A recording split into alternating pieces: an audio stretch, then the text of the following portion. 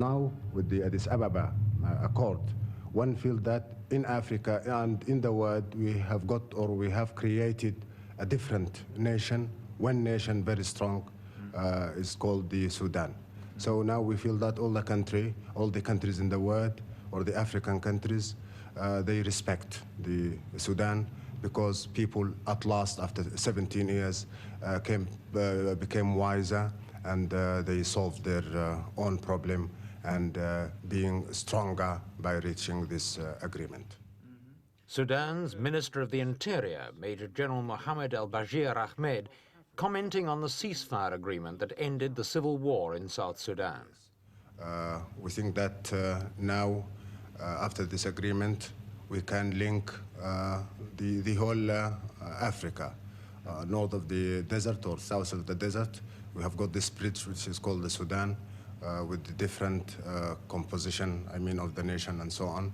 So indeed it is a great achievement. The agreement was signed in Addis Ababa earlier this year. Under its terms, the central government agreed to establish an autonomous region in South Sudan in return for a rebel promise to abandon their fight for complete secession. If the agreement proves permanent, and that's by no means certain yet, it'll mean that these people, the Negroes of South Sudan, will have won much of what they've been struggling for the last 17 years, a large measure of self-government that will free them from what they claim to be domination and exploitation by Sudan's Arab majority.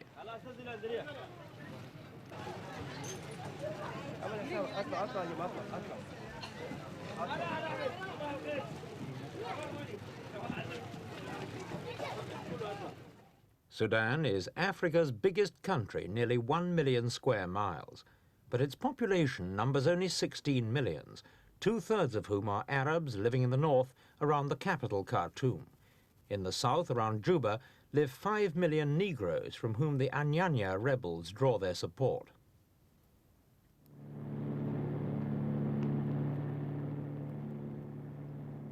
Juba, the new regional capital of the south, is already feeling the practical effects of the ceasefire.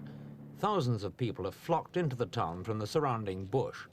The local hospital, one of the few medical centers in the south that have survived the ravages of the war, has been swamped by people demanding treatment.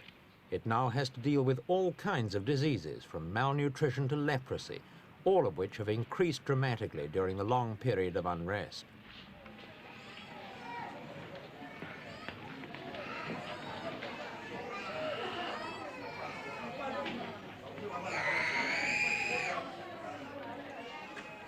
Some of these people have walked over 100 miles to get treatment. Those who can't get a bed just sleep on the floor outside, waiting their turn.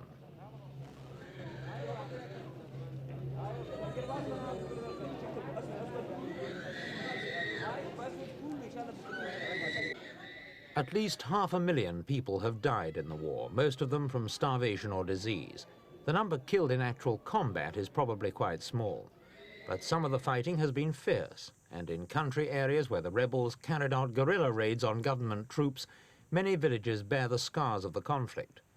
This was Loka, once an educational center of some importance in the south. Today, weeds grow among the ruins.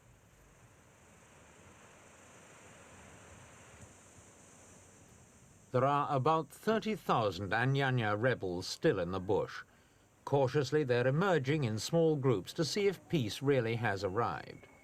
This group had been operating near the Uganda border. Significantly, one of them wore the cap and jacket of an Israeli paracommando.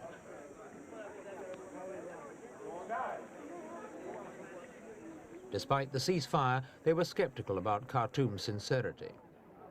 We would not believe until it is implemented, of course. Yeah. Our belief will just be it comes out from the implementation. And if everything is not implemented according to our desire, for sure we are at our stronghold. In fact, we can't mind of anything, provided that it is implemented. And you're keeping your weapons for the time being? Yes. We are still keeping our weapons just today. I see. Yes. You're not giving them up until you're absolutely certain that everything is fine? Yes, for sure, according to the agreement which was set. So that Major General Joseph Lagu on the right was leader of the Anya-nya during the war. He now stands side by side with General Fatlala, chief of the Sudanese army in the south, a display of reconciliation aimed at soldiers on both sides.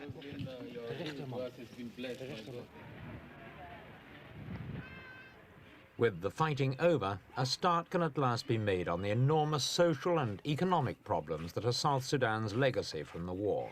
About 1 million peasants fled deep into the bush when the revolt began, and they've been living there in fear ever since. A whole generation has grown up not knowing the meaning of a settled life. Society will have to be rebuilt. People will have to be fed, clothed and sheltered, and given land on which they can settle permanently and put down roots.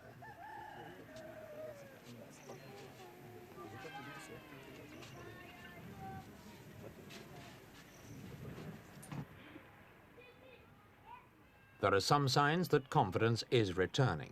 These people, for example, are on their way to Juba with a crop of cassava roots. They'll look at city conditions, note market prices, and return to the bush to report their impressions to other peasants.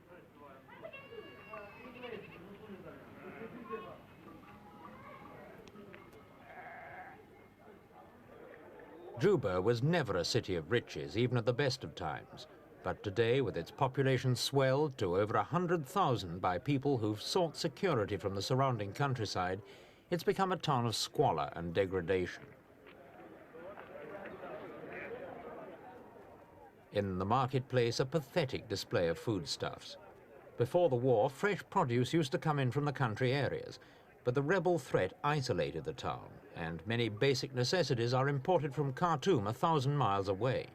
Prices are sky high, even for locally caught fish. Also in Juba is the provisional headquarters of the new High Executive Council for South Sudan. Its president is a famous Anya-nya lawyer, Abel Alia. We have not provided for about 1 million people. 200,000 to 250,000 are already coming in.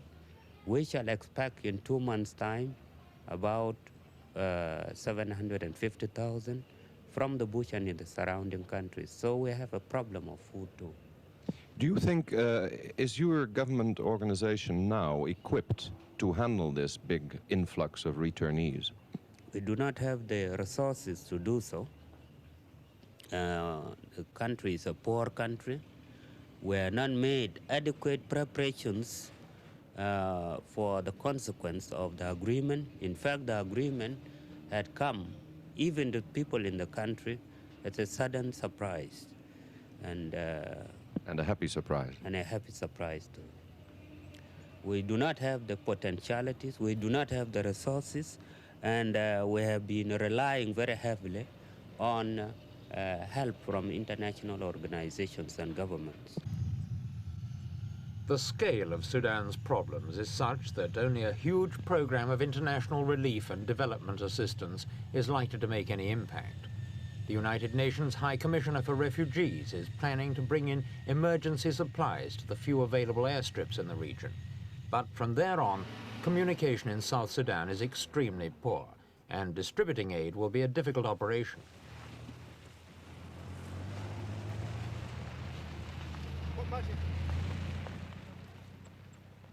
Since the end of British colonial rule 18 years ago, little has been done to improve the region's rudimentary road system. Indeed, what few roads there are have been severely damaged by military traffic and exploding landmines during the war. In the rainy season, they become impassable swamps. In the dry season, they're hard, rutted tracks that expose even the slightest weakness in a vehicle.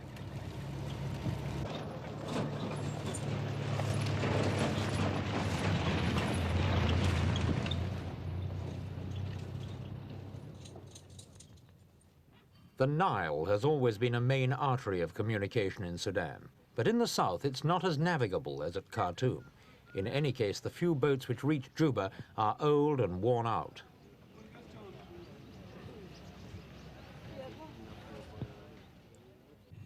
North of Juba, the river widens, but navigation is still restricted, this time by the water hyacinths. The story goes that a friendly English lady planted the first hyacinths 100 years ago. They've now grown into enormous weedy beds that completely block the waterway.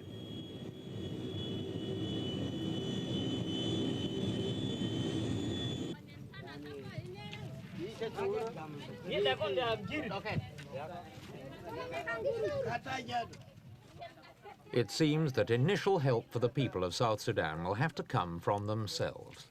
Some of them have already made a start, rebuilding shattered homes and reoccupying abandoned villages.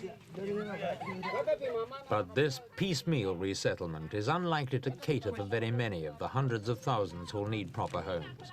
And it's questionable whether it's even desirable. With so many people to resettle, what's really needed is a master plan to ensure that strong, viable communities are created with all the necessary resources and facilities to sustain their future growth.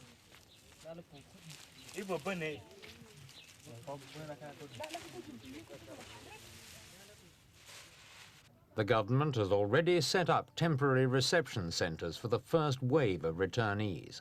These people are being housed in a school, but they'll have to leave it in a few weeks so that children from existing communities nearby can continue with their education, a situation that shows how the solution of one problem can simply create another.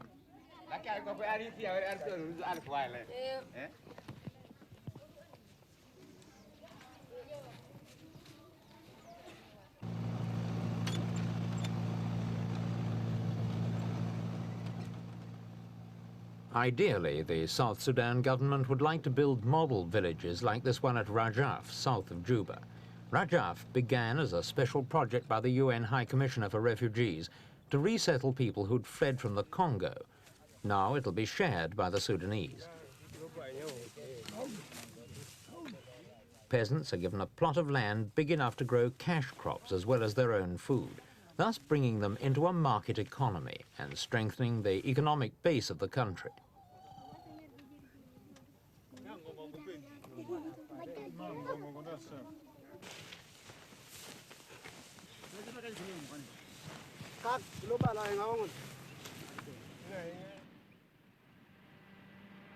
Since the ceasefire, government slogans have appeared throughout the South, exhorting people to greater efforts and extolling the virtues of hard work and self-sacrifice.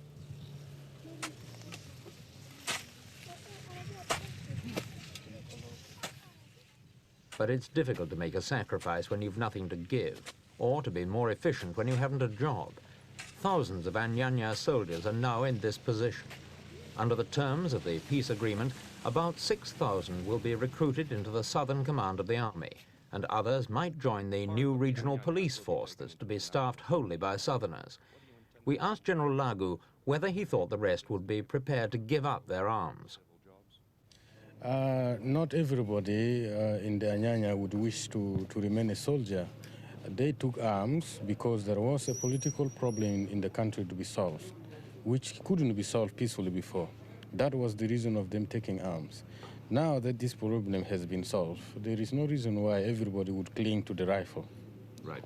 You think that some of your troops could be used in the very necessary reconstruction in the way of sappers' work, road building, or is that not the intention? Certainly, certainly. Many of them will be absorbed into these services and they will play a very great part. Thank you very much. And even some of them are working now in the roads with our soldiers. They're working together side by side, preparing the roads and doing fine work there. So all the hard feelings of 17 years of conflict have more or less been gone. An optimistic view by General Fatlala, the Southern Army commander. But it'll probably be many more months yet before most of the Anya-nya are convinced of the army's friendship.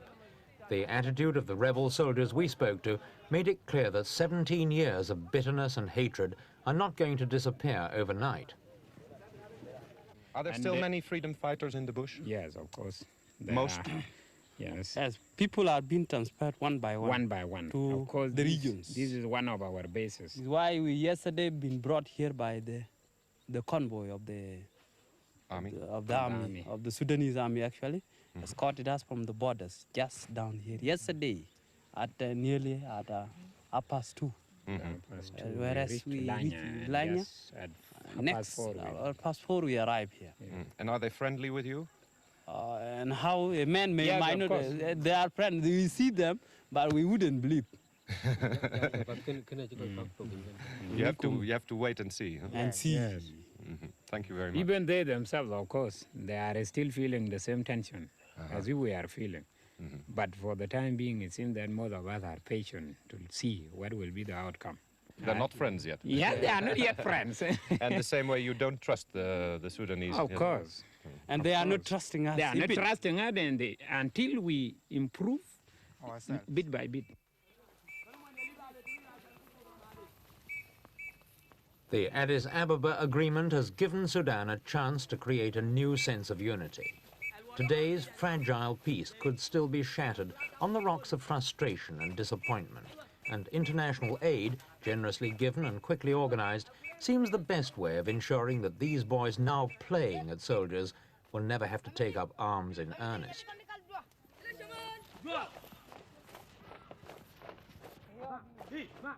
Ya te mandé.